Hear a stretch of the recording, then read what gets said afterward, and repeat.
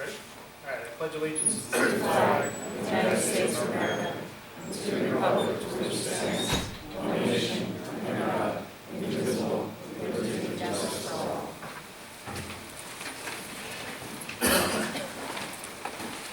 This meeting is being conducted in compliance with the Open Meetings Act. The Verona Board of Education passed a resolution at its meeting held on January 7, 2014. The meeting set forth the schedule of its regular meetings, which resolution was within 7 days of passage. The schedule was sent to the Verona City Times, the Star Ledger, the Herald News, the Township of Verona, and the Verona Education Association.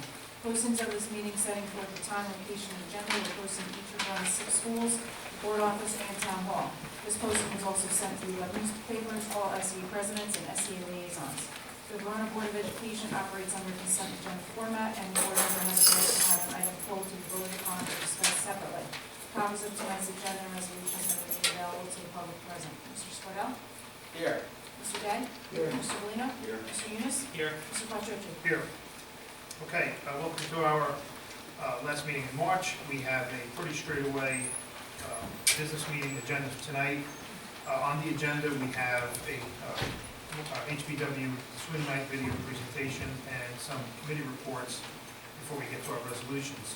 Before we get into the agenda, do we have any question or comment about anything on the agenda itself? All right, before we go to HBW, Ms. O'Neill, you want to make the official reading of the election results? So I'm going to officially read into the minutes the election results for the March 11, 2014 referendum election.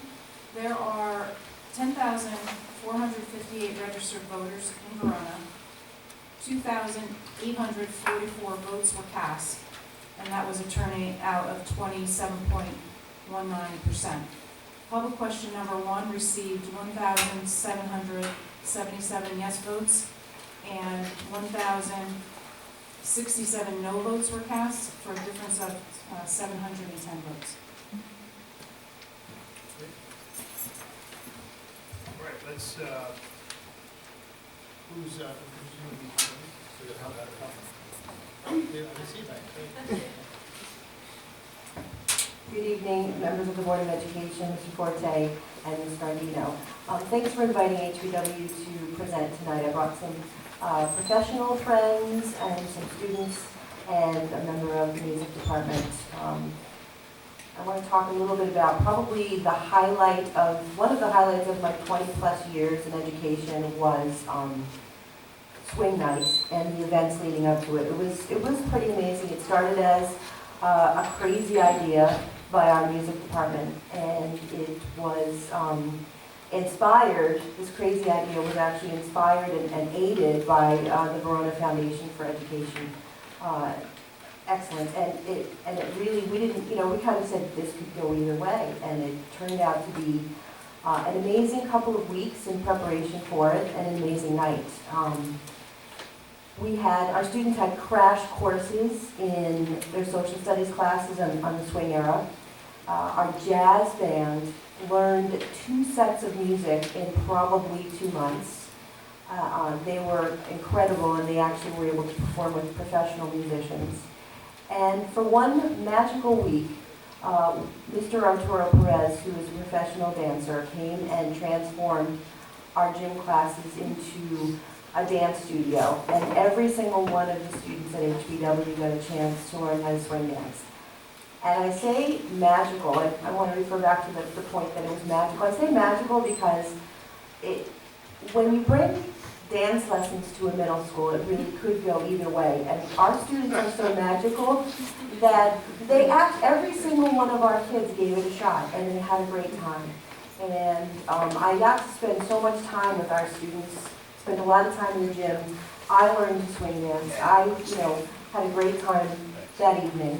I don't want to speak too long because I have some friends that I brought. So it wouldn't have been possible if it wasn't a total collaboration between our teachers, our parents, our students, the community, and professionals. And so I have a video that Skylar Fortgang, who used to be at HBW, he was a former student, he prepared this video. He was there all night, and he put it all together. Amazing. He's going to have either a great career in music or in some of the arts and putting things together like this. So enjoy this, and I'm going to ask some of our students to come up and speak to it.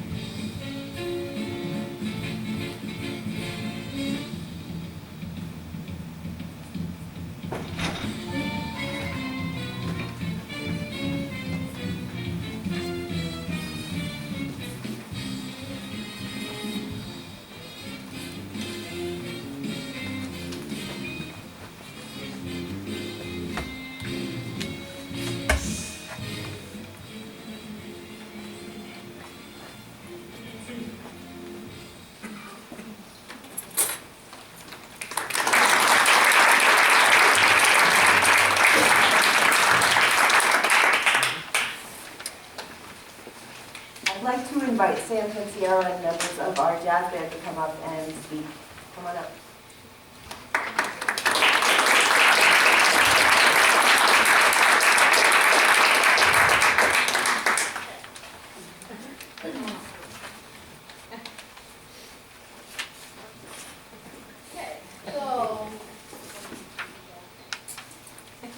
Okay, so I'm saying.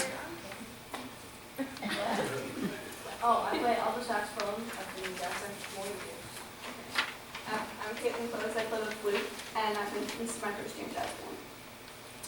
I'm Patillo, and I'm the guitar player of jazz band. I've been in it for 2 years now. I'm Henry Noren, and I play alto sax in the jazz band that I've been in for 2 years. I'm George Dulaney. I play keyboard for the jazz band, and this is my first year. Hey, so, jazz band has always been great, as always, with that too. Swing night was something that was truly special. It really brought the community together in a way that I hadn't seen before. People that had not talked that I've ever seen were dancing and talking and laughing together. It was just really great that all these people were coming together in a way that I've never seen. And a lot of hard work went into from staff. Thanks to everyone here who put this together, and it really turned out great. So.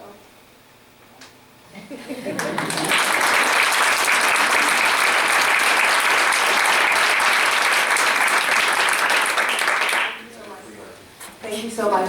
Mr. Close, would you come up and just say a few words about VFI and the experience of Jazz Night? Because I know you got to experience it, you know, with a child in the jazz band and actually coming to that evening. Good evening, I'm Nick Close. I'm a parent of Caitlin, the redhead, and I'm also the chairperson for the Grant Selection Committee of the VP for Verona Foundation for Educational Excellence. And we are an organization that helps fund and provide monies to grant for teachers who like grants to enhance the educational experience in the district outside the normal kind of budgetary process of the Board of Ed. And Mr. Halpern and Mr. Mikulowski had put in a grant to us, which we funded, to help pay for a jazz band for the swing night, which for us, as not only a member of the community, but also as a parent and as the member of VFI, to see the collaboration of the students, the full engagement on the part of the school as far as the PE department, the social studies department, the music department, and to provide these kids an opportunity to actually play live music in front of an active group rather than the passive kind of auditorium experience was really, really thrilling. The amount of work and extra effort that these kids had to put in beyond the normal rigors of the HBW music program, which are extraordinary, it was great. And what was really, really special to us from the VFI perspective was the fact and how collaborative it was with the community and how collaborative it was with the teachers, and to see people coming from outside of Verona into our district to participate in our extraordinary music program is exactly what VFI is all about. And I just want to thank you guys for allowing all this to go on. So thank you.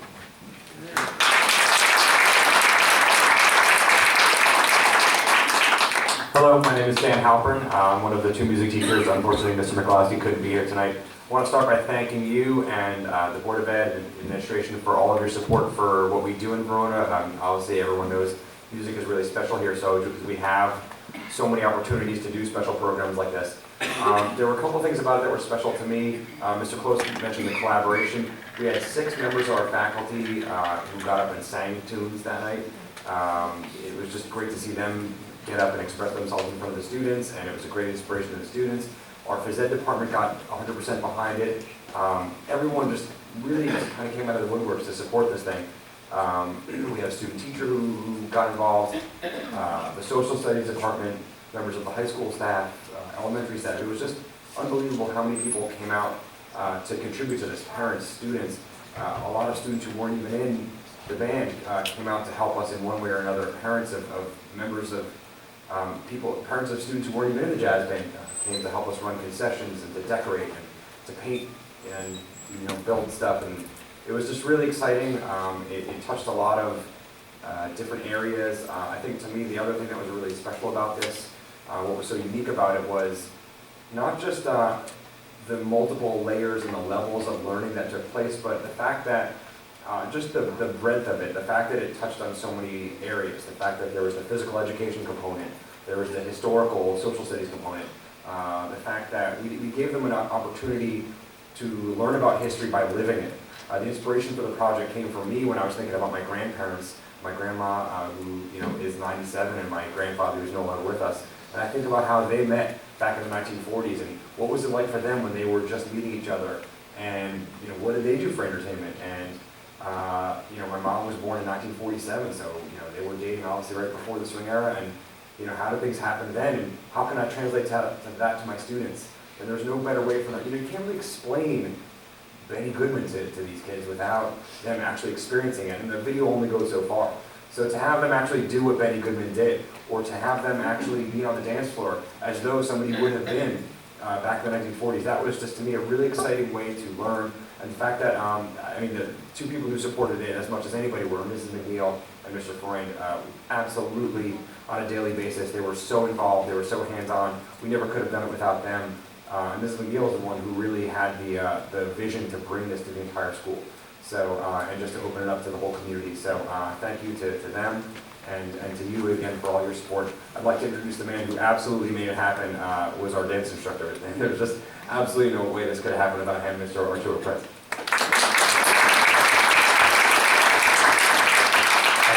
Good evening.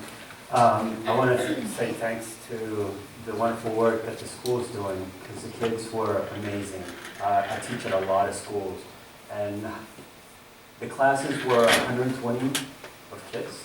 You can imagine how that could go, but they were willing to learn. I teach constantly in New York City, and I have a hard time controlling a class of 24, just like with behavior. I have not that issue at Verona Middle School. The kids were amazing, and I'm sorry this video does not do justice how well those kids played and how great the band leaders did with the kids to play, to hear the music. They were great. Dawn Hampton, Slide Hampton's sister, she was there and she really enjoyed the event. The other aspect that wasn't talked about was the socialization aspect of the dance class.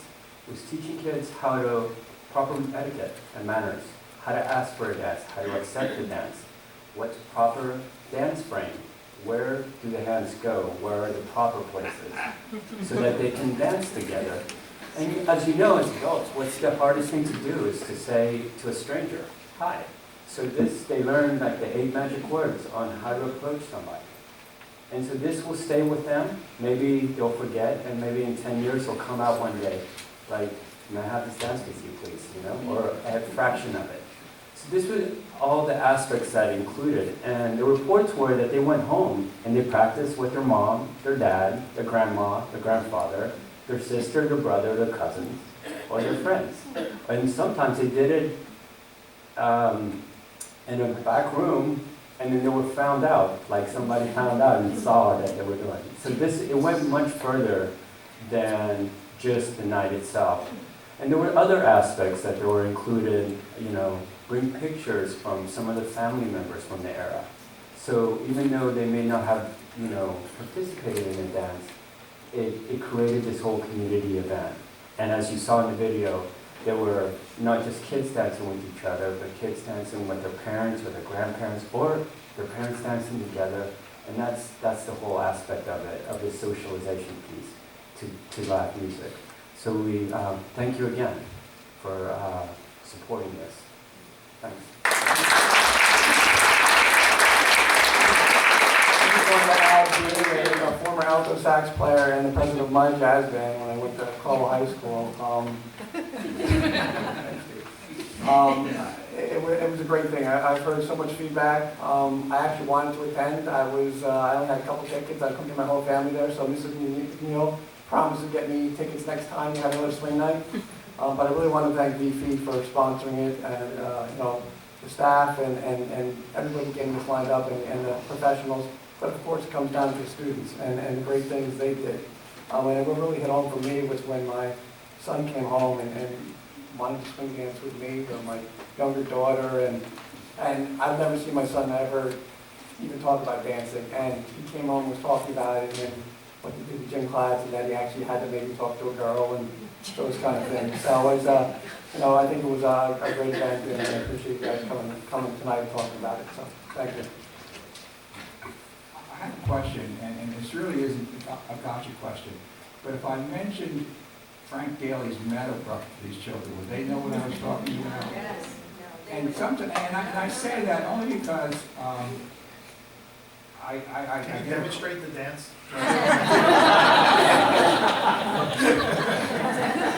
sometimes we miss opportunities to teach about local history, and that was such a big part of that era that the kids just don't know about. They get 100 times on the way to Willow Broken back, and they have no clue as to what it is. And sometimes we just take the time to look around and what we have around us and how much it meant to whatever era we might be talking about. Sometimes they become amazed that something like that was even possible. What it might be. That's what I'm saying. Just one last thing, two last quick points. One is, it's good to know that Jim Day had a couple of tickets that he didn't use because I was told I was sold out and I couldn't do it. So we look forward to doing it again. I did have seventh grade girls at my house, highly disappointed.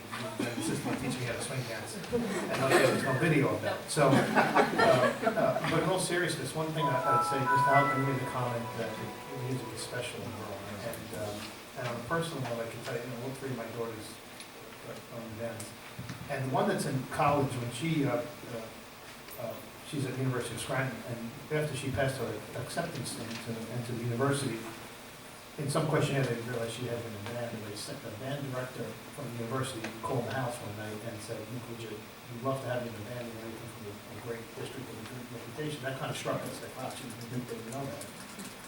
So Alexis said, "Yeah, sure, just send me whatever information." Actually, she can't say no. She'll say no. She'll tell me how to tell them no, right? So this package comes in the mail, and she was sort of disillusioned with the thing. And I said, "No, it's there. You just lost interest in band." And she said, "No." She said, "It's just that we did this music in HBW." So the kids and the experiences in Verona, it's just only when you look outside, as you talked about how the kids here at HBW behave, on up to their acceptance of the music and willingness and all that, that you really realize how special it really is. Without that, it's hard to get a perspective and compare. So if anybody that wants to leave the VHS band is taking the stage right now at the concert, concert band festival going on in the auditorium, so in the West Band. Thank you very much.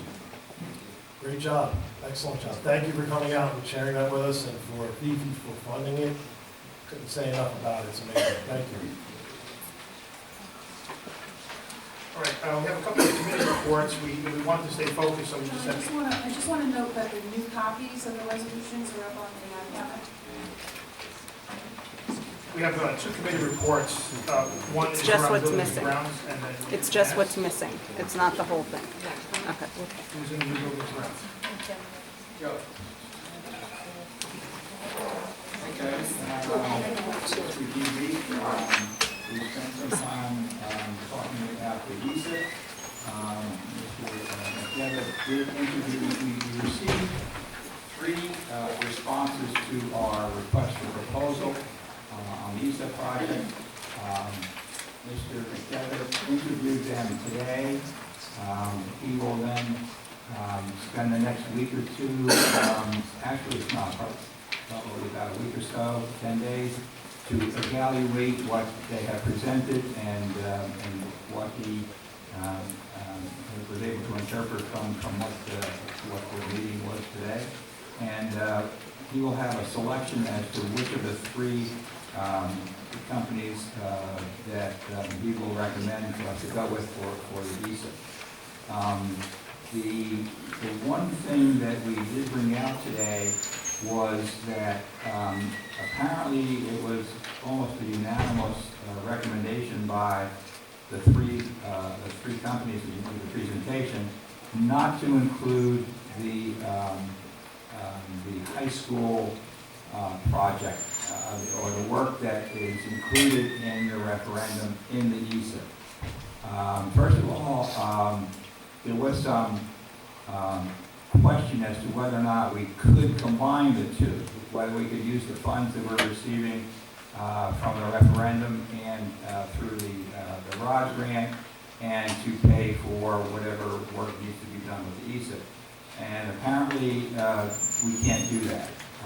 There is some restriction on commingling funds in that regard. So the recommendation is to move forward with the high school projects as a separate entity from the ESIC. Now, not that the high school, there won't be anything in the high school that's related to the ESIC. It's just the boilers will not be part of the ESIC. Whatever work was scheduled to be done in the referendum is going to move forward in the referendum and not part of the ESIC. I think on at the April 8th meeting, we should have a resolution to pick one of the three companies. Of the three, I think there are two who are kind of in the forefront in terms of Mr. McDevitt's evaluation, and I think he's going to pick one of the two. He did indicate to the committee, but I won't say at this point in time. I won't steal his thunder. We'll just wait for his recommendation on that. There's a question, Lisa. So this is so that the firms can go off and do a proper audit or review on what they would recommend into an ESIC, right? To do a full analysis on it. Yes, but they will also do an analysis on the boiler work as well. They just will not include it in the work that they will do, but they will include it in their evaluation. So if there's a more cost-effective way to replace the things that are in the referendum, they will highlight that. Yes, I believe so. Like, for example, lighting in the gym. Yes. Right, that's, Yes, yes. As far as I know that they will do that. The Forest Avenue roof replacement is complete. There's just a few punch list items that need to be done, and that project will be complete.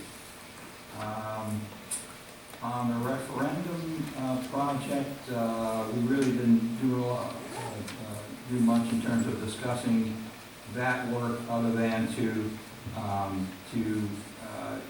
just understand what the next step is, and that would be formalizing contracts with the architect and the other engineering firm that we've been working with on the field project, and finalizing those contracts so that we can start on the hard work of putting together the plans and putting the bid specs and going out to bid on the project. We did discuss the HBW track. The commitment, well, I have to take that word back because I don't know what word to apply to it. The indication that we had that the municipality was going to assume the responsibility for the resurfacing of the track seems to not be coming into fruition. And so what the committee has decided to recommend is that we go forward on our own with the resurfacing of the track at this point. While the municipality said that it wasn't a dead issue with them, they could not give us a 100% firm commitment that they would take over the responsibility of resurfacing of the HBW track. So rather than prolong this any longer, the track is in need of repair. We've made some temporary patches for the coming spring season, but to wait any longer is not something that we recommend. So we're recommending to move ahead on our own with the resurfacing of the track. And if the town should come back to us and decide that they want to participate or they have the means to participate, then of course we'll welcome them back. But at this point in time, we're going to move ahead with the resurfacing once the spring track season ends, with resurfacing the track ourselves with of course the partnership that we have with MKA. And the other, just to confirm, I know we talked about the finance committee. Will we be splitting the cost with MKA? we will be splitting the cost with the MKA. That was the agreement that's been in place. That is the agreement that's been in place for the 10 years that the track has been there. Is that it's a 50-50 proposition, and they were picking up 50% of the cost of the resurfacing. Does that include, was talking about remediating the drainage?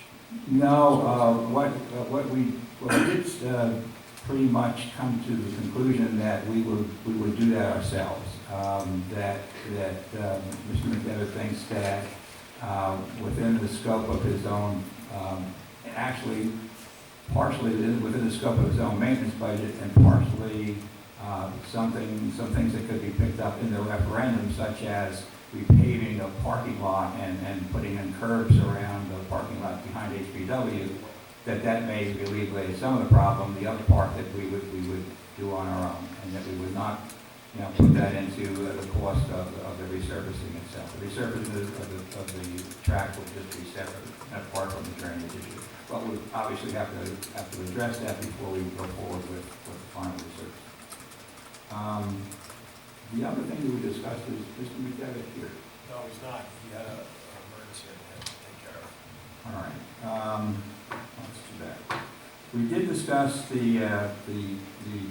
test problem that we've been incurring here at the Verona High School, and he was going to be here tonight and provide us with the action that has been taken to date and action that is continuing. But unfortunately, I don't have that. He left me with some notes. Well, why don't you pick up this issue then? Okay, so we've had some roach problems in the high school for the last few years, and we have been working closely with the health department and with the Alliance Pest Control, who is under contract with us. And we've done some remedial measures. Last year we did some baiting, some other types of chemicals that we can use. We are bound by several laws that have to do with what kind of chemicals we can use and what kind of notification. So we use these traps, and we use something else called folic acid, I think, some kind of traps that they use. And then another thing is we have to address some behavior issues, like food and lockers. So what we're going to do right now for April, like we did last year, all the students will clear out their lockers in the high school before spring break. There'll be a letter going home explaining all this. And over spring break, our custodians and our Alliance Pest Control will be in the buildings. Custodians will clean out all the lockers, vacuum them out, and wipe down any surfaces that have food or any kind of residue on them. And then Alliance Pest Control will come in while the buildings are closed, because we can't do this while they're open, and set traps and do whatever else they can do. It's not really a spraying issue, because they explained to me if you just spray it, it's not going to make a difference. They have to do these other measures. And we also have to work on working on the behavior of the people in the building. Leaving open food in the locker draws, attracts these roaches. So, and also Mr. McDevitt had just yesterday, I believe, we had a person from the health department here who toured the building and is going to give a report to Mr. McDevitt. Hasn't gotten a report yet, but he's going to get that. Hopefully this week we'll have more information sent out. But there will be a letter going home to the parents and the staff explaining some of this and trying to work on educating people and changing some behaviors, as well as some of these other measures we just spoke of. Anything else on B&G? Finance? Okay, Finance Committee did meet also tonight. It was a very brief meeting, and we didn't get into really deep discussions. You're on the road, Joe, but go ahead. All right, we did talk about the carryover from the Buildings and Grounds Committee meeting with the track repairs, and we did discuss how we're going to finance that, and I think we have that in place. As far as the referendum, the only thing we did look at was a timeline for the sale of the bonds. I think the sale of the bonds, I don't know whether we can have it, is somewhere in April 29th, I think is going to be the sale of the bonds. Can they do that quick? I think they almost, it doesn't matter. It's April 8th for us to do. It's May 28th. Good for 29th, and we'll close it in 22nd. Okay, so we have a resolution on the 8th. On the road, that's the. And we did briefly discuss the budget. The last meeting, yeah, we had a special meeting on the 18th, in which we approved the preliminary budget, and that it includes a 2.78% tax levy increase. There are a few changes to what we put into that budget in terms of a priority list, but we really didn't get into the discussion of it very deeply. So I don't even think that we ought to discuss it at this point in time. I think when we come back before the April meeting, the Finance Committee will be meeting again. And we don't have to have the public hearing on the budget until we're scheduling that, I think, for April 29th or somewhere, the last week in April. April 29th. So we will have two meetings to discuss any changes there may be in the budget, and it's nothing drastic, but there are a few minor changes, and I think we'll just hold that off until the April 8th meeting to even discuss that at this time. Hey, Cheryl, I had one question about the bank cap. I apologize, I missed last week's meeting because I was away on business, but could we confirm that the 1213 number for bank cap will carry over for another year? We did, okay, that's one very clear. Okay, that's 3 years. Thanks. Right. I don't think we have any discussion items other than committee reports tonight. Okay. Superintendent's report? Okay, I have a few nice announcements. Dr. Siegel, our gifted and talented teacher who works on our STEM initiative in the elementary schools, is going to present at the iSTEM conference in Edison. It's called You're Teaching Engineering in September. No, that's a question. You're teaching engineering in September? So it's basically about where a teacher says, you find out that you're going to be teaching engineering. So what do? Get this off the ground. We also, another great STEM thing, VHS won first place in the NJIT web design contest last week with over 400 participants. That's a great thing, a great accomplishment, and I love the fact that we're developing this strong relationship with NJIT, offering one of their courses here, going to their programs. We actually got a grant with them, so we're really developing this relationship with NJIT. So now we're forming some projects for the referendum. And we've broken them down into 4 areas: the band room, the field, security, and technology. Something went out in the Friday folder last week.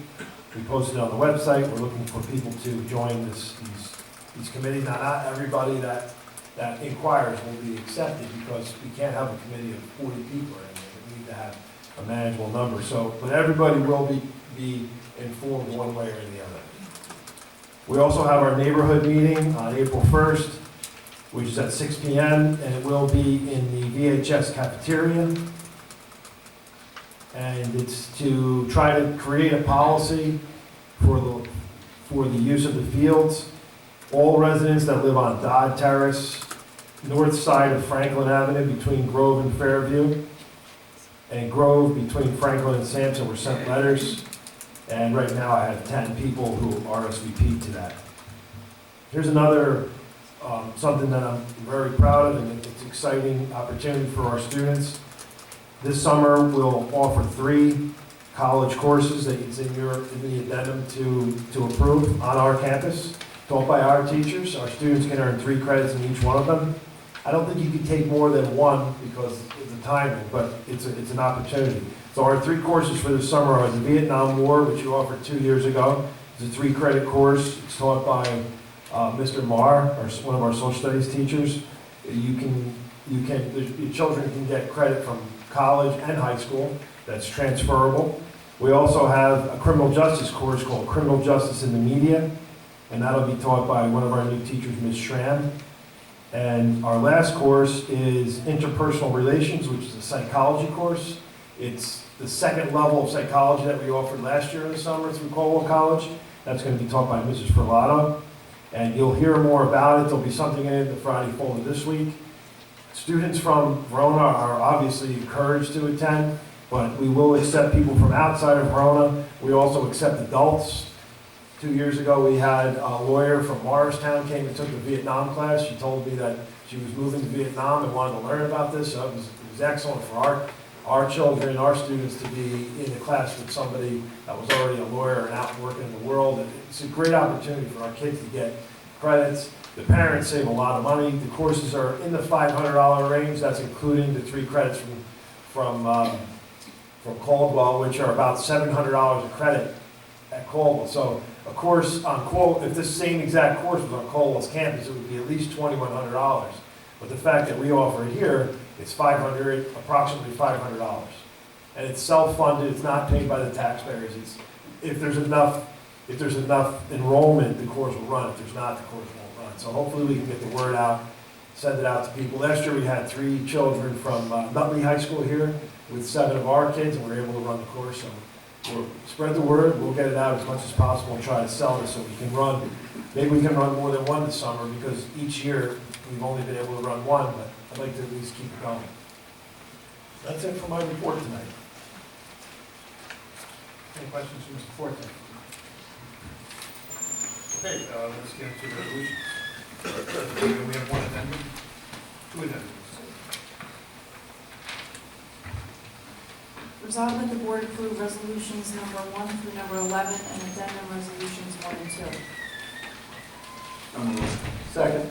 Moved by Mr. Bellino, seconded by Mr. Day. Any questions or comments? Yeah, I have a question on resolution number 8, buildings and grounds, the use of buildings.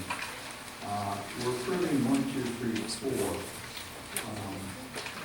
And what I think it would be helpful for us in the future is that we knew whether or not these are we collecting a fee from any of these 4. And I think in the future, maybe that should be included as part of what we say here. Any of these, I mean, we have New Jersey basketball academy, are they paying us a fee? No, I didn't deal with any one of these, but I know that in the past, the New Jersey Basketball Academy does pay a fee. All right, now we have Valley Fund, Team Zoe, I don't know what Catalyst, but So the two of them are the 2 you just mentioned are charities. Right. So they're not, and it won't cost us additional money. And the last one is a benefit to our students, because they get to take an SAT prep. So if there's if there's a benefit to our students, or it's a charity, it won't cost us additional Right. money, we normally allow it to go. If it's some kind of profit making, we always charge. okay. So, Is but there, we do can we put have that a on. fee schedule? Do we have a fee schedule? Well, I mean, like I negotiate. No, it's not, not on the back of an envelope. No, it depends, like, there's a number, but sometimes I'm able to get more, so I charge them. Like, we got 4,500 from Yeah, it's something I'm that, not sure that's. well, like, when the Yankees came to me, they said, we want to use your field, and I negotiated a rate. It was, if I negotiated our I mean, rate. many districts have an actual fee policy, part of their facilities use policy. I think we ought to do that. a number of years ago, we Yeah, started to okay, look at that's that, something and it that- kind of For fell the by the license of wayside. Cadillac, I mean, maybe you can get them up to something else, but I mean, but I still think that, when you're doing this, somehow designate with an asterisk the ones that are fee-oriented, the ones that are not fee-oriented, so I would know. And- Our number is like, is $100 an hour. That's the number coming. All right, okay. Just a question on number 4. Has Mr. Miller approved all of these? It all went through the process and signed that. Just would like to acknowledge number 11 for the donation valued at $13.35.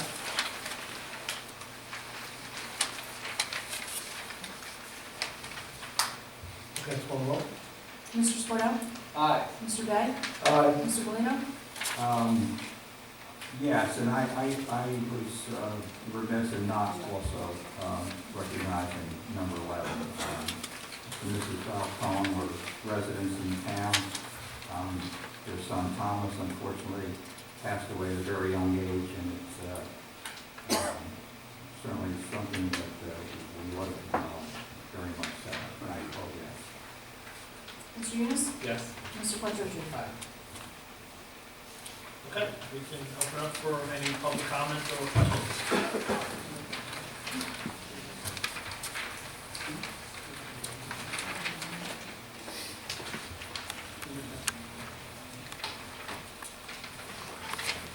Good evening, Dave Fresky, 28 Hillside Ave. So first of all, I'd just like to thank the board for all your dedication and support. I'm very grateful It's not a job that I want. So thank you. That said, I disagreed with the board's decision to include the fields in the referendum, but it's done. So we'll have to deal with whatever the implications are of that. I think it was a bit short-sighted, and I think that this will lead to a lot of other lively meetings, let's just say that. But the reason I'm here is to discuss the means by which the referendum was presented to the town. And I think there are some ways that we can maybe improve this in the future, and I'd like to really challenge the community to maybe take the high road in the future. Because I think that the way it was presented to the town had a lot of elements of a typical political campaign. I think there was some misinformation, there was a play on emotions, your child will not be safe if this referendum doesn't pass. There's some selective grandstanding, I think, at some of the information sessions. Implications that the town is not normal if this referendum doesn't pass, and selective distribution of information. And what I found particularly disturbing was the use of the SCAs to disseminate biased information, was to have teachers call individuals. Maybe this is okay, maybe it's not. To me, it didn't seem okay. And then allegedly, there's still ongoing selective communication between the superintendent and some certain members of the community in order to counter some of the residents who might still be challenging the fields. So to me, it's done. I'm not really here or there with the fields and what happens with it. I just think the process was a bit corrupted, and it wasn't, like I say, maybe moral high ground. So that's what I want to challenge. I think the superintendent is leading the district, is not a resident. Okay, so his incentives may be different than those of us who plan to stay here for a long time. Okay? What I'm, I guess, a little disappointed in with the community, and particularly the leaders of the SCA, some of the teachers who may have made those calls, some of the members of the community who are part of these little cliques who are trying to manipulate things behind the scenes and not just putting sort of unbiased information out for the public to consume and make a decision. You know, that's what I would have expected. So going forward, I just once again want to make, I think the board is aware, but I want to make you aware that this is at least my perception, and maybe it's just my perception, I don't know. Maybe these practices are acceptable. I don't know. To me, they don't feel right to me. So just in the future, I'm sure we're going to have more of these. I plan on staying in Verona a long time, so I think I'll probably be aware of these things a lot more in the future. So I'm just asking us all, everyone, take the high ground, do things in a very objective way, and do what's best for the town. That's all. Thank you.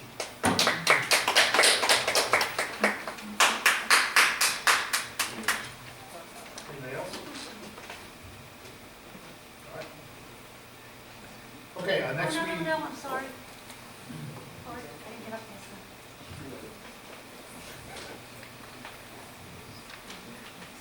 My name is Barbara Bochis, and I live at 9 Dodd Terrace. Thank you so much for what you just said. I've only lived in the town 12 years. I have 2 children who attended the middle school and the high school, so I've not been part of the elementary schools. However, as you heard from my address, I live at 9 Dodd Terrace. My property is 50 feet from the field. And I am standing here in front of you because I'm looking at all the board members, and I'm not to consult you, but Mr. Forte, you don't live in Verona. But everyone here is a taxpayer and a homeowner. And when you build a building or you add an addition on your house, you have to go to the zoning board and you have to get a variance. And you have to let the people around you know what you're doing. But I look at the board here, and I live 50 feet from that field, and no one told us what you were doing.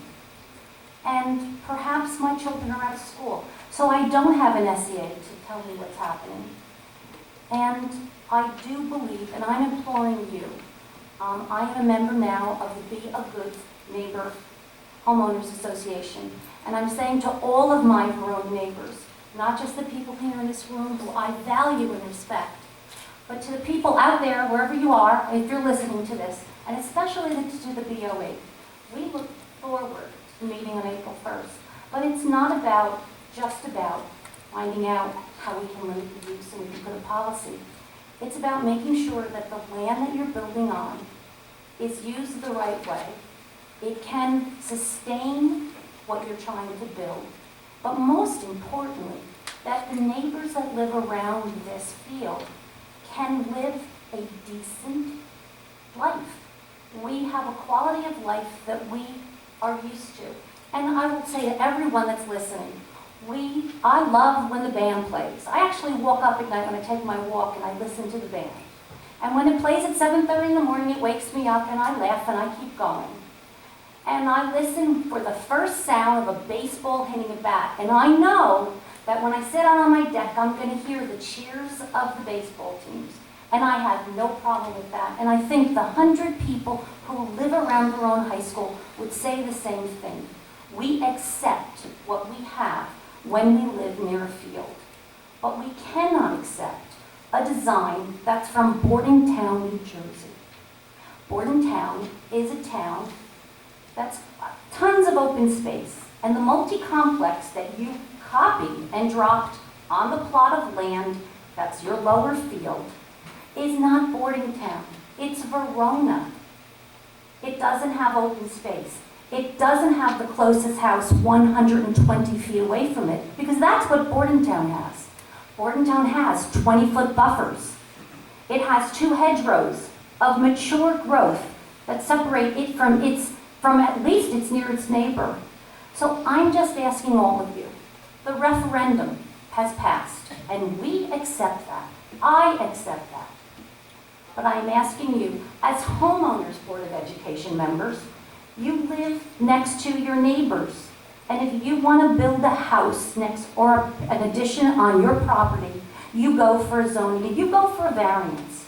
So I'm going to ask you, when you think about this design that I know you have not done yet, that you think of the 100 neighbors who would have to do the same to theirs, and you treat us, BOE members, as your good neighbor. Thank you.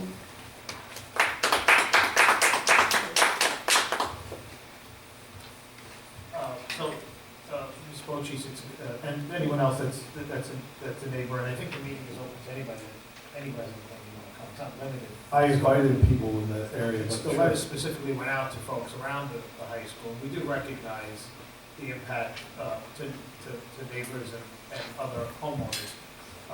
So the meeting is what I would expect to be the first in a dialogue about that. Absolutely. You know, We when it so comes much to, look forward to that. You know, years ago, when the topic wasn't a field, the topic was graffiti on the street, as you get to the lower part of Sampson, for example, right? You live outside and you come down the street, there's graffiti on the street, how can we put in for that? We put cameras on that. So I think the meeting is not only the right thing to do, that we're all committed to, but I also think it's part of a dialogue that we should probably always have. Oh, absolutely. And let me just say, I raised some of my children in Nutley, New Jersey, and I'm not adverse to a sense of what I get from this very nice man who was up before, a sense of a bit of, I want to say, a little goony, gamey, crony kind of ism, if you will.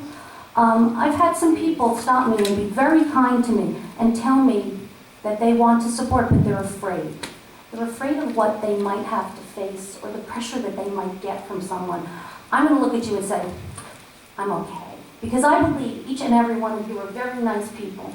And I do believe that you really care about us.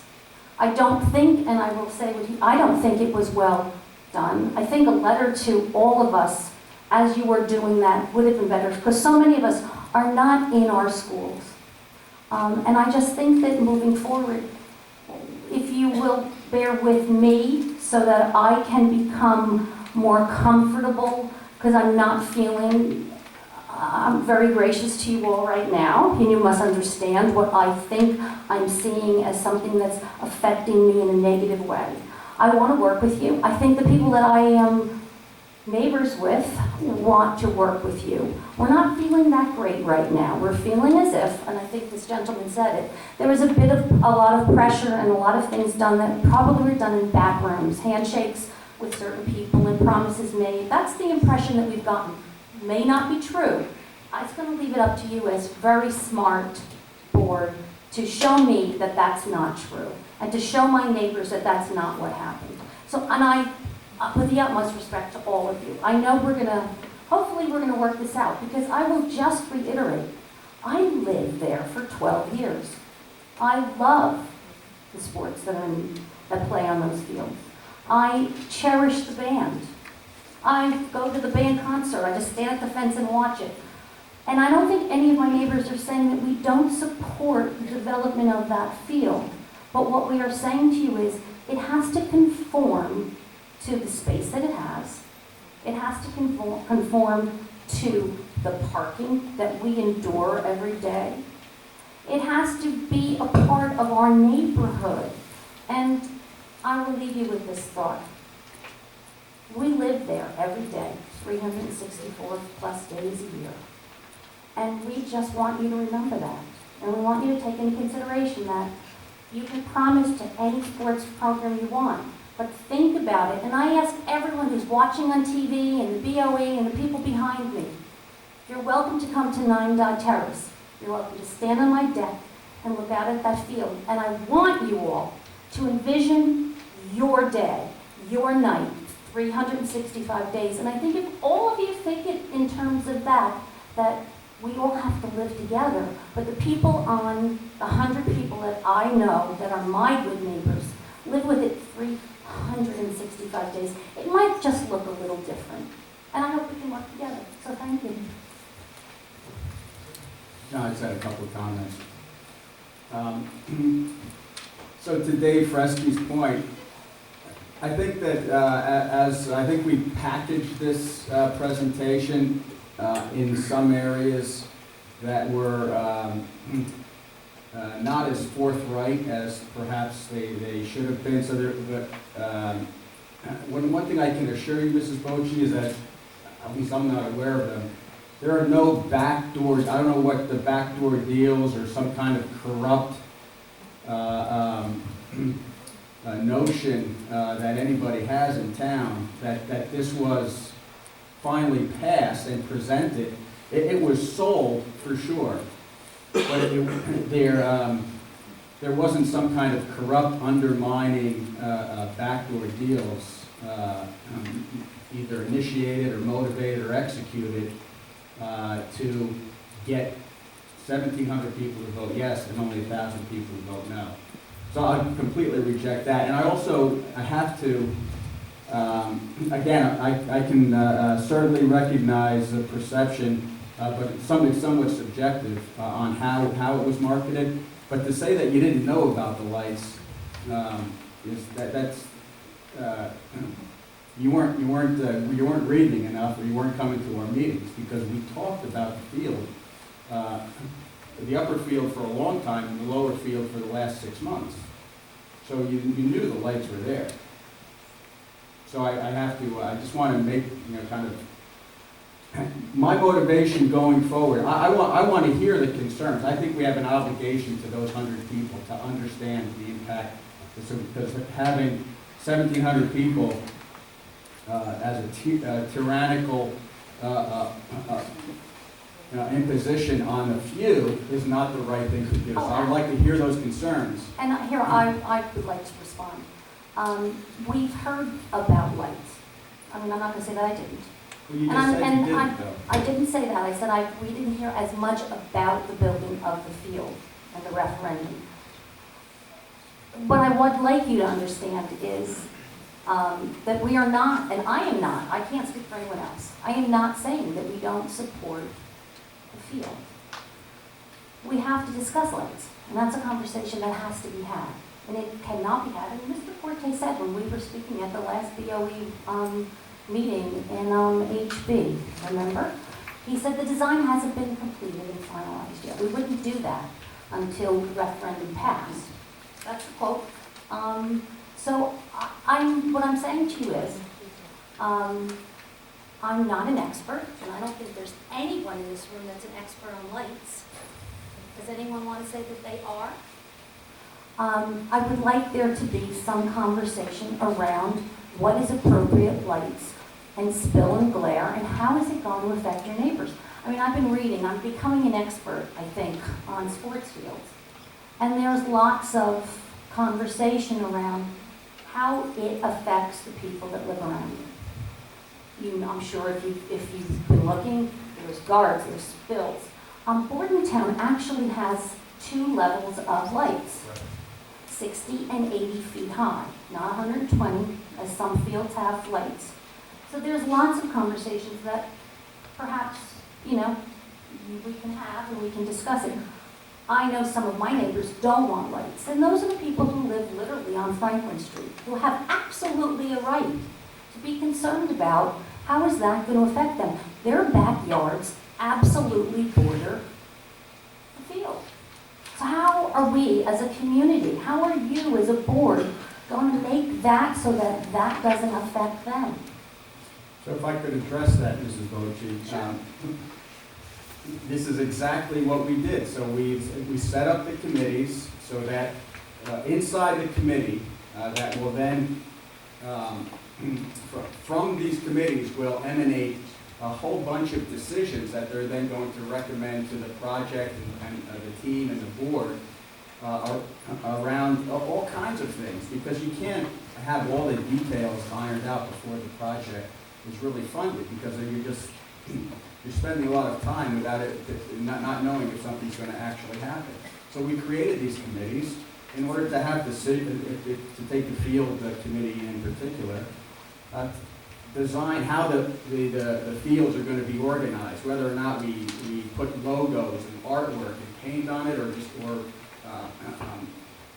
put the stands on the Grove side, put the stands on the hillside, the light design. So I can assure you, I'm in the meetings. None of that has been decided.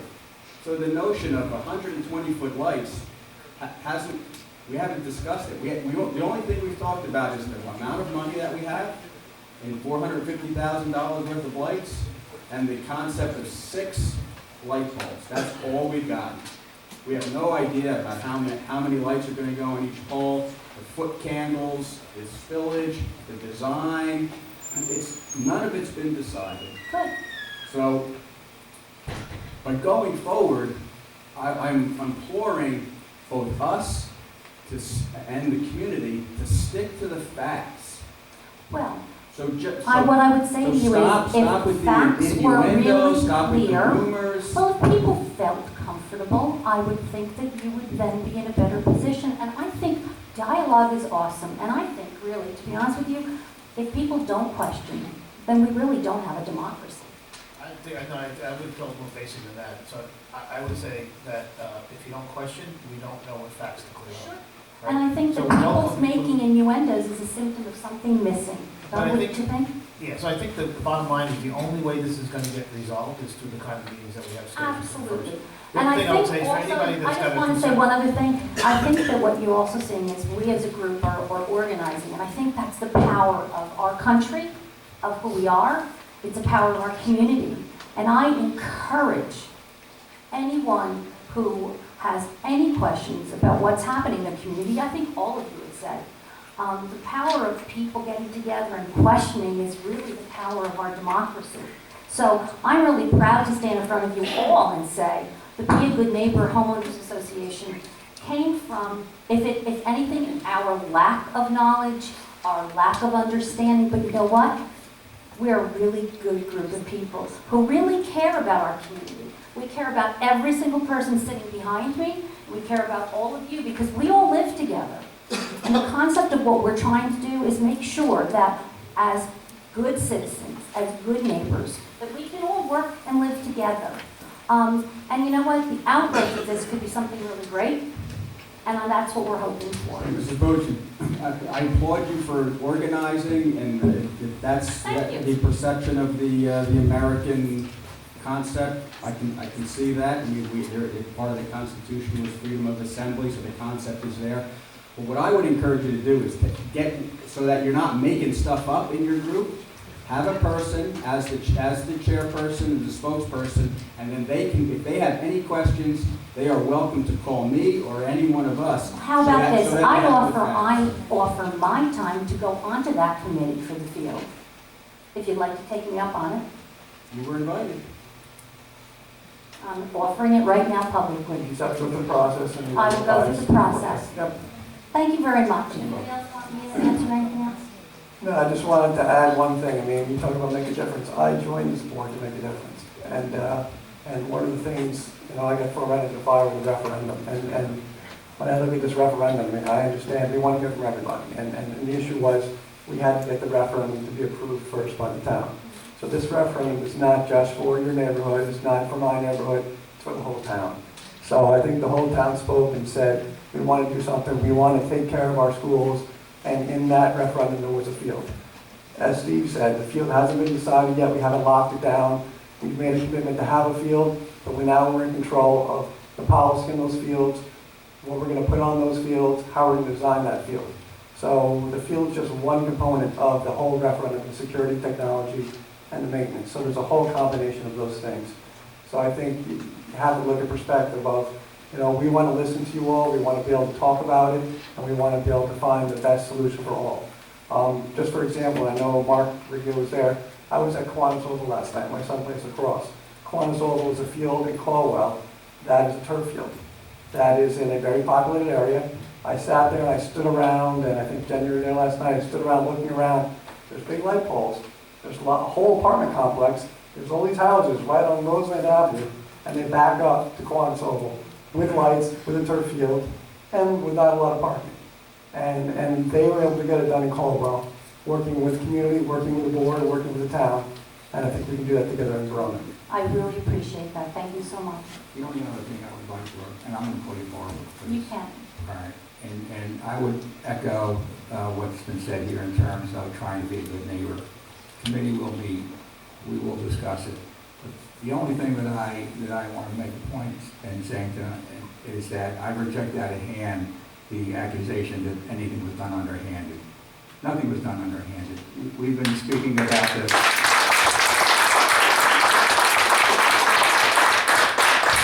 We've been speaking about this project for over a year. It's been in the newspapers. It's been on the internet, on the media that's there. We've talked about it every which way from Sunday. There's no final design that's been approved at this point, but the concept has been put out there. It was at all four of the meetings that we had. At no time in any of those meetings did any one of us or any administration said that you had to vote yes. You had your choice as to how you wanted to vote when you went to the voting booth. The voters have spoken. We're moving forward. We will absolutely listen to what you have to say. We absolutely do want to be a good neighbor, and we hope that we can come to some kind of middle ground here. Thank you, That's all. Joe. Just, I gotta say something, because I feel like I'm getting close to a head explosion, so I'm gonna take this the wrong way. I wish that my life was half as exciting as the stuff I've heard about myself in the last year. I really wish it was half as exciting. And the second thing I would implore is to the folks that are neighbors around the high school, please email me in confidence with where you heard about the decisions on lights, contamination of secret soil, Japanese bunkers under the thing, floodwaters receding, because I am dying to know. I live a life as boring as it really is, it's fascinating to me that there is a set of facts bantered around this town of a couple of square miles that has escaped any piece of paper that the entire Board of Education has ever read or talked about. It's just astounding to me. And there is nothing more frustrating to me than to have I missed another one of my daughter's performances tonight to be here.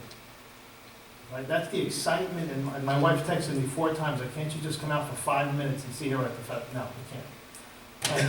And to contemplate that in the same sort of role on the Board of Ed, I can be accused of never talking to other people and having secret handshakes is mind-boggling. Like, I can't do both. I'm either having secret handshakes or I'm not talking to people. I can't be doing both. And, but I can understand why residents feel that. I can. I don't fault you for what you might think or believe. Just, the best I could tell you is just email a question.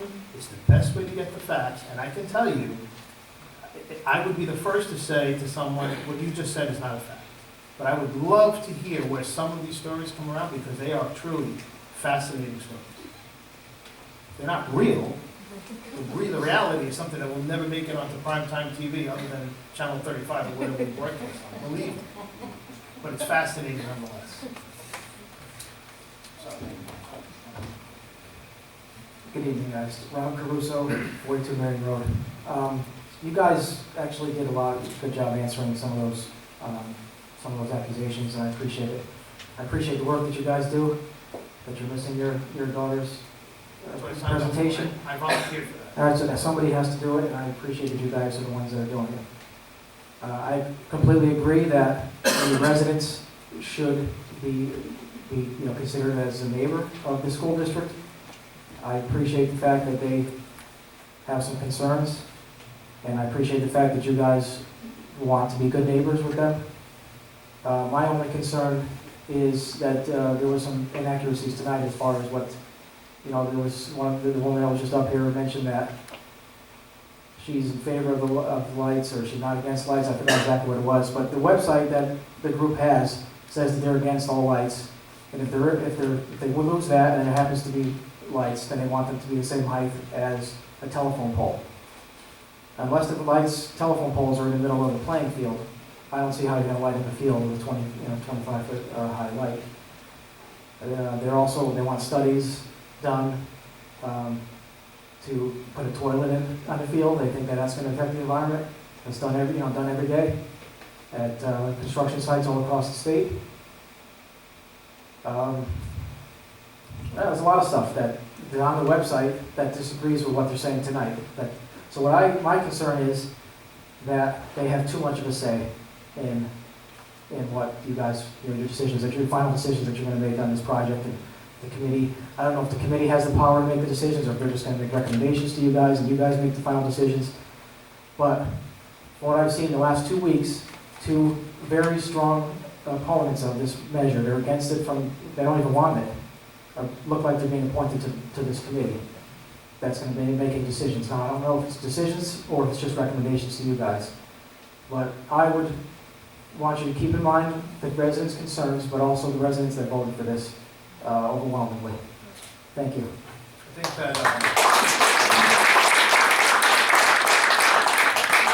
think that we've articulated and described the project in as much detail as we could, with some variables in there in terms of final design and all the rest of it. And I think that we have not only a moral commitment, but an ethical commitment, but also a legal commitment to continue to do the project the way it was voted on and presented to the voter. That's the bottom line. We have a responsibility to all residents to go about doing it in as constructive and positive and a way possible.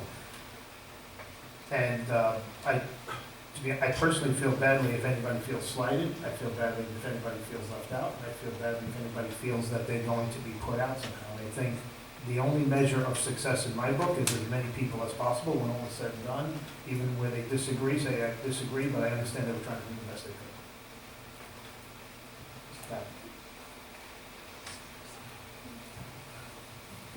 Mark Kaplan, 137 Grove.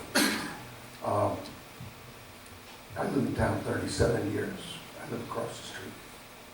I bought my house there so I could walk to football games.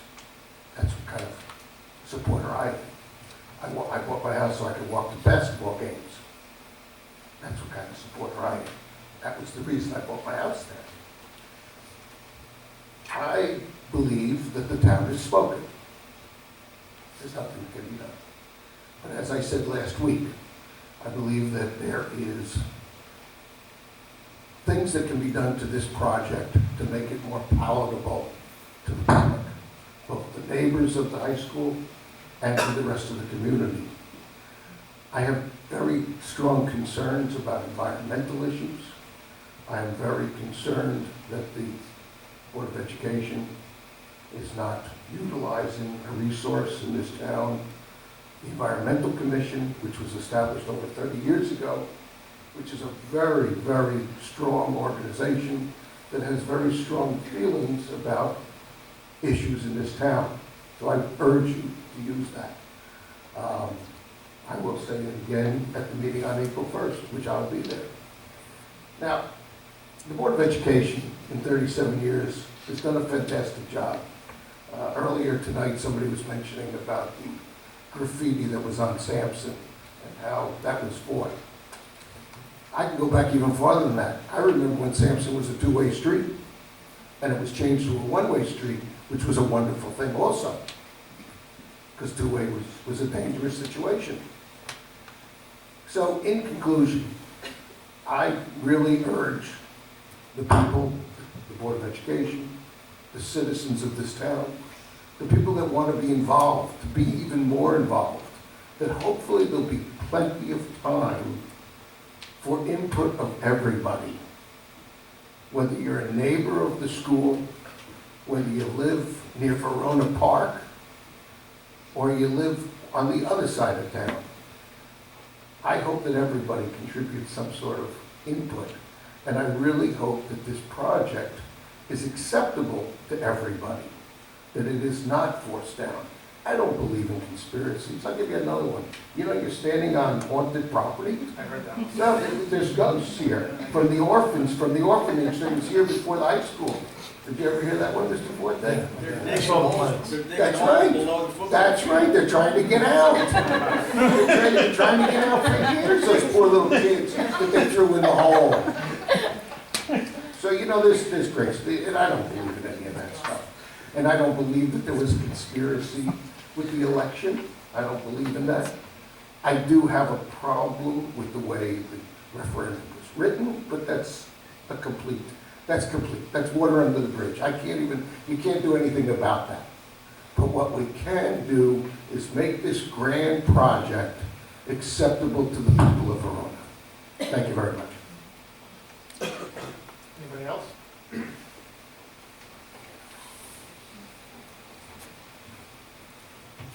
Joseph DeVivo, 26 Laurel Court. I lived in this town for 16 years, and I don't know of any backhanded things. I know you addressed that, but it's kind of unnerving when I hear people speaking about organizing from certain groups and how people are getting the word out and organizing things. Well, that's what the democratic process is. I know that we didn't have a group of 100 people in and around the field area that had flyers put out 2 or 3 days before the election. I know we didn't have people putting out a lot of data and no facts. The facts are simple. Yes, we did want to go for one referendum. Myself, a lot of people in this room pushed for one referendum because in years past, the other ones didn't pass. And it wasn't because of just the field.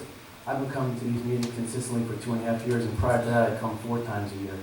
And I've been critical of the board with mostly with academics and SAT scores and our curriculum coordinators and everything else, and wanted to see where we were going from there.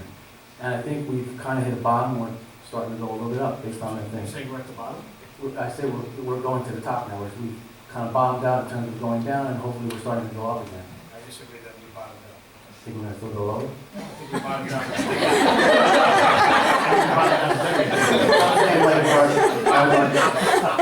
The way we're playing works. You got me nervous, right? You really believe that I believe that we're going to go lower? I got scared. I think that was a little facetious.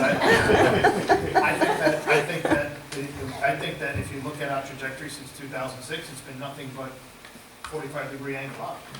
I'm frustrated that we put that stuff on the website. I sent it to 2 people in the last 2 days who both came back, 3 people, 2 of them came back and said they'd never seen the data before. And we presented it publicly, we put it on TV, we sent it to newspapers, we put it on the website. And there's always somebody that doesn't get the message on how well the schools are doing, how well the kids are doing. But I agree with you, there's a lot more to do, and that's why we're still up. And it looks like we're pointing more in the right direction as we go forward, as I was saying. But my point is that in no way did I feel that the board was pushing one way or the other.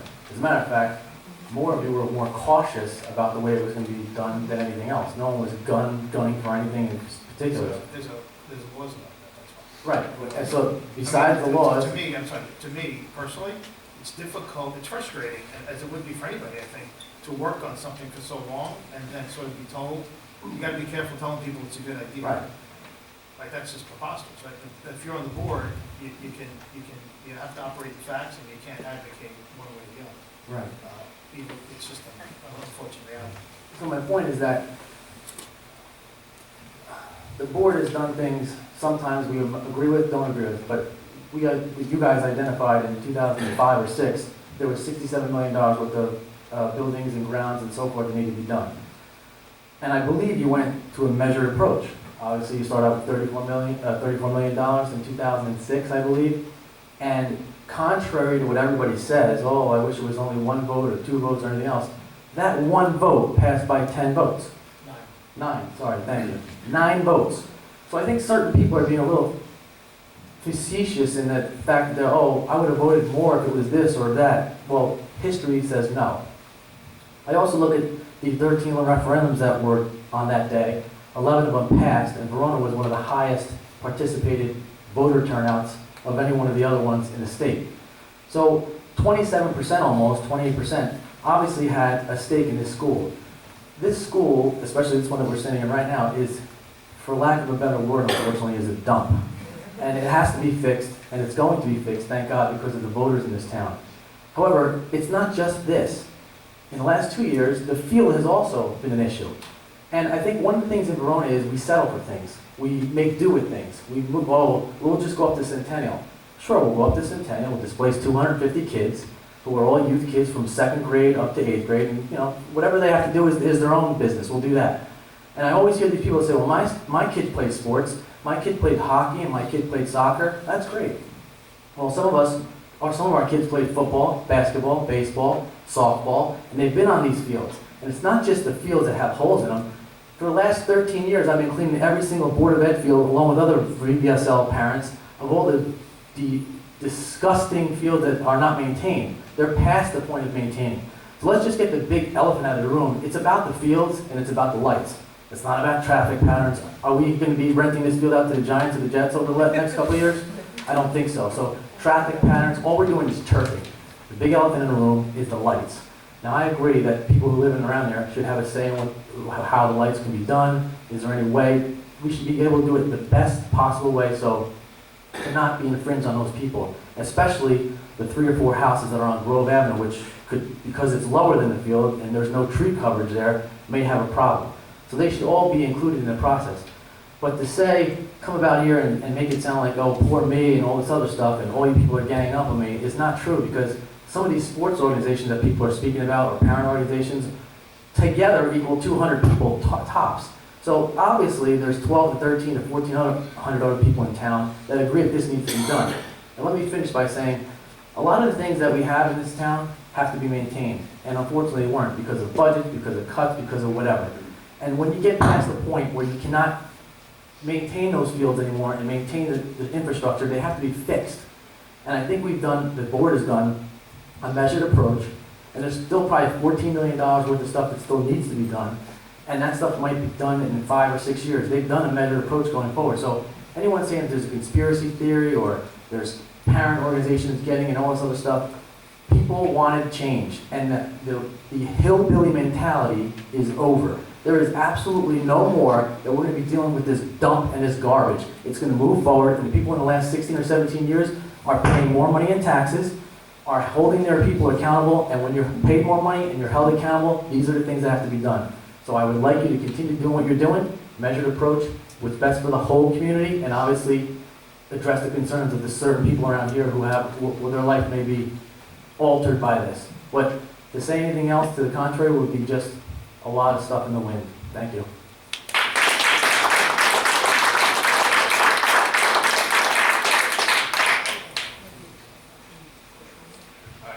Drew Michelson, 14 Dodge Terrace. I'll be brief. Life being altered, I appreciate what you're saying. The lights will be shining in my house. That's not altered, that is totally upheaval.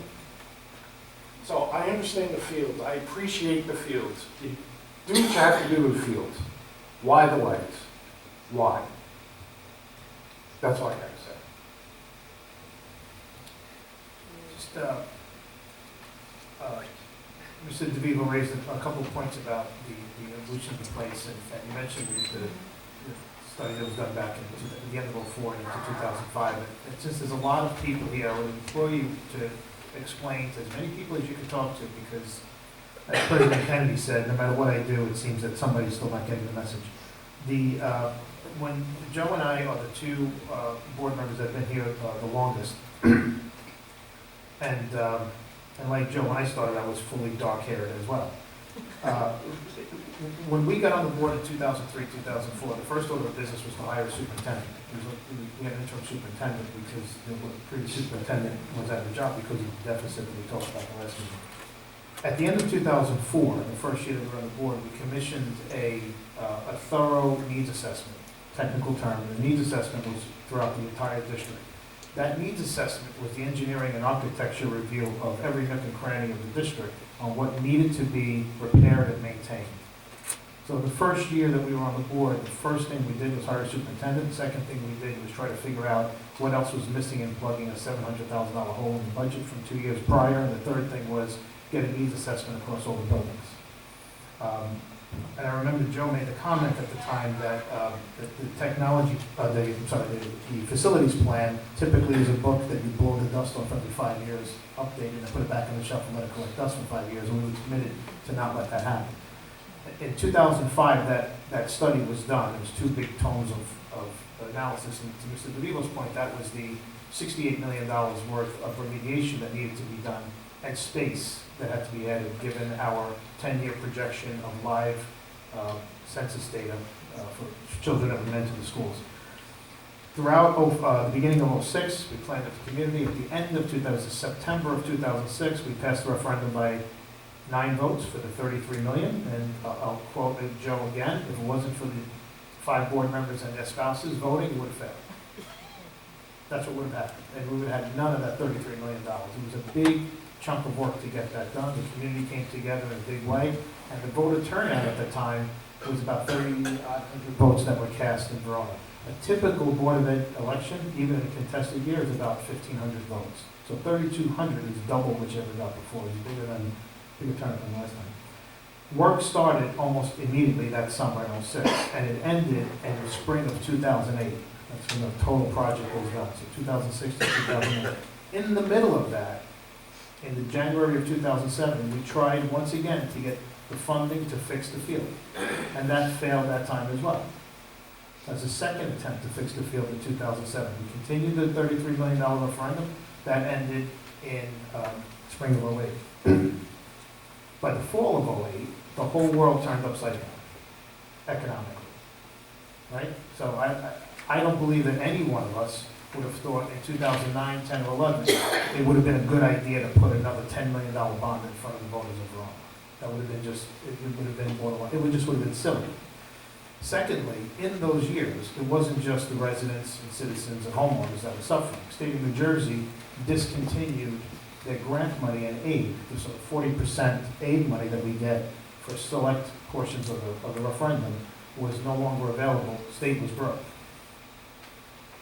That money got put back in 2013 or 2012. The aid, the grant, the RAD money. It was done in 2012. They did a little bit in 2012, and then there was some grant. In 2011, when some of the ROD money became available, the first. Right, so in 2012, they reconstituted the aid money. When we saw that, we planned for the engineering. The engineering, by the time we got started and all, was the beginning of 2013. So it was only 1 year after the aid money then became available again by the state. The target originally was to have a referendum in front of the voters in September with a backup date of November. That's where we, if you would ask me a year ago now, that's what we were originally shooting for. We had a series of delays that were unanticipated, some around personnel, and the engineering got pushed back, wasn't done until we kind of backed into like, let's get going to get a March date out there. The March date was never to jam it down anybody's throat. mean, you're talking about, some of our buildings are nearing 100 years old. It's hard to jam something down, and somebody's throwing, you're dealing with a building that's 100 years old already, right?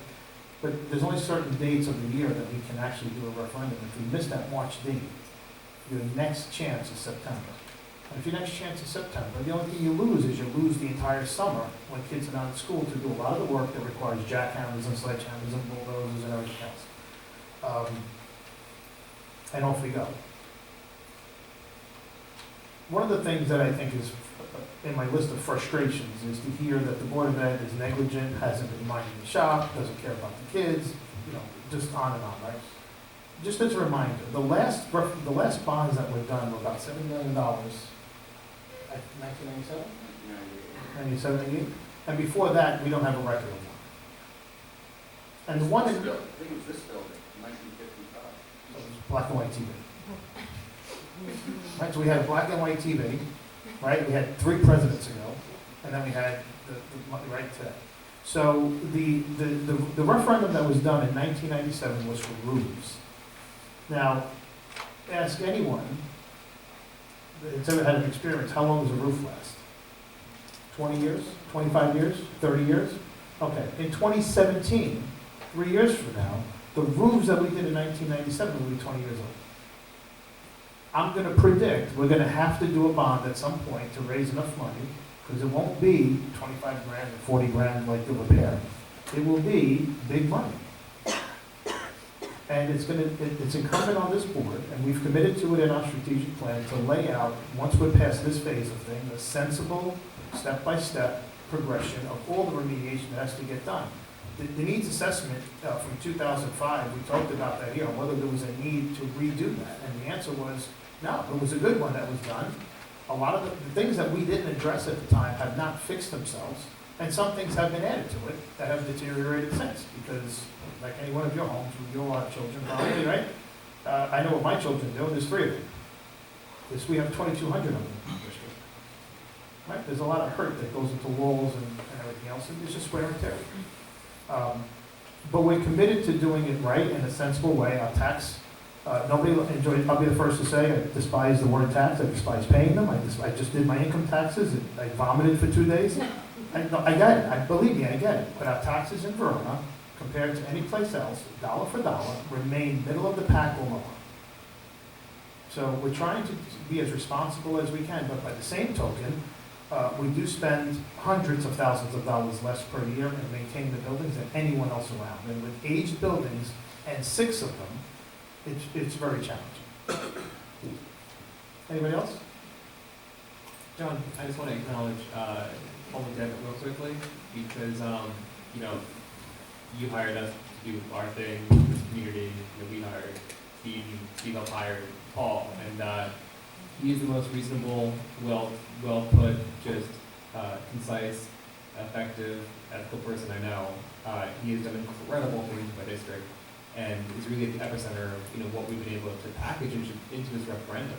If you think back before Paul, you've hired great people, but I got to tell you, he's one of our best hires, and he's at the helm of this project, and he is committed to it. So, as these concerns come up, just also know that yes, we're going to continue to develop a positive culture, but also know that we have, in my opinion, the best that we can have at the helm, right? And he is not going to make any decision or recommend anything that isn't in the best interest of all stakeholders. So just kind of, I guess, hold on to that as well. All right, our next meeting is Tuesday the 8th. We have a confidential meeting at 7 o'clock and a public meeting at 8.